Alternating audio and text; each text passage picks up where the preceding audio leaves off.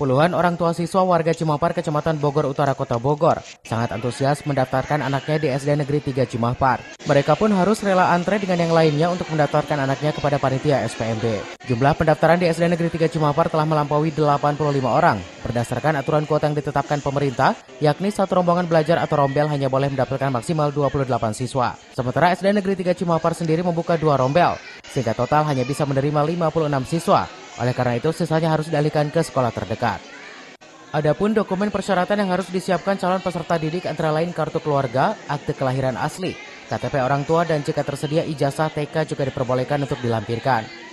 SPMB tahun ini menyediakan berbagai jalur penerimaan, ada jalur afirmasi bagi keluarga tidak mampu, jalur zonasi, jalur mutasi orang tua, serta jalur maslahat guru. Melaksanakan SPMB online SD. Alhamdulillah antusias orang tua murid di sini Pak, membludak sekali. Kalau sudah cukup, kita alihkan ke sekolah terdekat Pak. Kami hanya menerima sesuai dengan ketentuan pemerintah, yaitu 28, menerima 56 siswa, tapi yang daftar sekarang itu sudah 85 lebih Pak. Untuk antisipasinya kita alihkan ke SD terdekat ya Pak.